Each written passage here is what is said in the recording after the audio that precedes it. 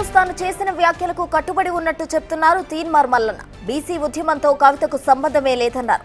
కంచం మంచం అనేది తెలంగాణలో బియ్యం అందుకునే సందర్భంలో వాడే ఊతపదం అంటున్నారు. కవిత మనుషులు తనను చంపాలని స్కెచ్ వేశారన్నారు.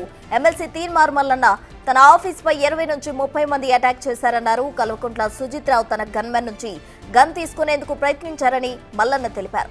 ఈ క్రమంలోనే తన గన్మార్ గాల్లోకి కాల్పులు జరపాల్సి వచ్చిందంటున్నారు. బీసీలను అరుగుదొక్కాలని కవిత చూస్తోందని తీన్మార్ మల్లన్న మండిపడ్డారు. వచ్చే 3 ఏళ్లలో కల్వకుంట్ల కుటుంబాన్ని పాతాళానికి తొక్కుతామంటున్న తీన్మార్ మల్లన్నతో మా ప్రతినిధి సాగర్ ఫేస్ టు ఫేస్.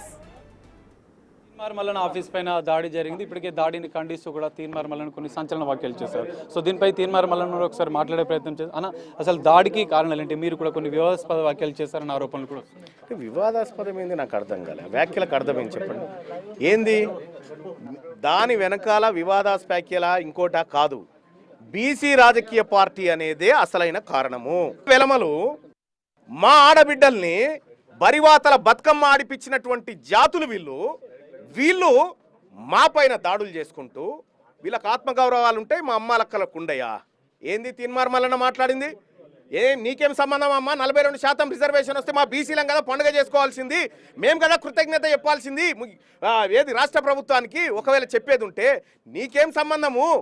నువ్వు కవిత ముదిరాజా, కవిత గౌడ, కవిత పద్మశాలియా, కవిత ఏ రకమైనటువంటి సంబంధం నువ్వు?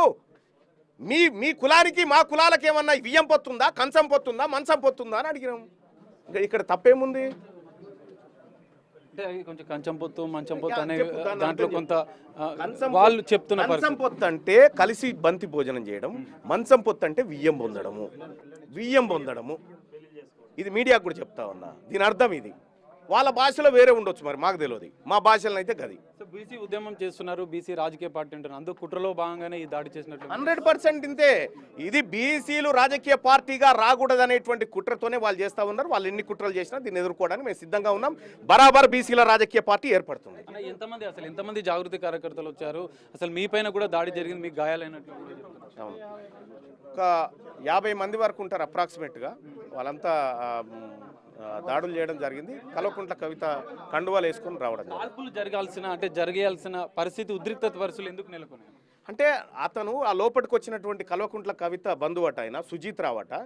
ఆయన వచ్చి మా బాలకృష్ణ గన్ను లాక్కుంటున్నాడు. ఆయన వెపన్ లాక్కొని నా మీద కాల్పులు జరపడానికి ఆయన వెపన్ లాక్కుంటుంటే అక్కడ అనివార్య పరిస్థితిలో ఈయన ఫైర్ చేయాల్సి వచ్చింది. అంటే నన్ను చంపడానికి. అంటే కాల్పులు జరపడం తప్పు అంటే తీన్మార్ మల్లన్న చేస్తే కరెక్టా మీకు? సో ఏంటన్నా దీని వెనుక ఎలాంటి కుట్రలు ఉన్నాయంటారు? మీరు ఏం ప్రభుత్వానికి కానీ పోలీసులకు కానీ? నేను నమ్ముతా ఉన్నా తెలంగాణ రాష్ట్రంలో ఉన్నది కాంగ్రెస్ పార్టీ ప్రభుత్వం ఉంది. ముఖ్యమంత్రి రేవంత్ రెడ్డి గారు ఉన్నారు. లా అండ్ ఆర్డర్ విషయంలో ఆయన ఎట్టి పరిస్థితిలో వెనక్కి పోడు.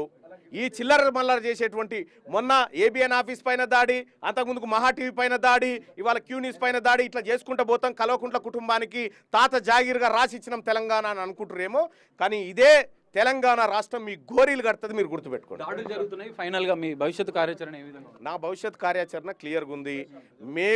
నేను ప్రజాక్షేత్రంలోకి పోతా ఉన్నా. మేము బీసీ ఉద్యమం, బీసీ రాజకీయాల వైపు పోతా ఉన్నాం. ఆ దిశగా పోతాం.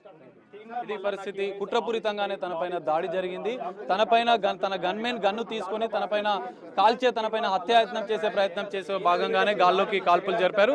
సో కల్వకుంట్ల కవిత ఎన్ని కుట్రలు చేసినా కూడా బీసీ ఉద్యమం ఆపేది లేదంటూ కూడా తీన్మార్ మల్లన్న చెప్తున్న పరిస్థితి కనిపిస్తుంది. కెమెరామెన్ పవన్తో కలిసి సాగర్, బిగ్ టీవీ, ఉప్పల్.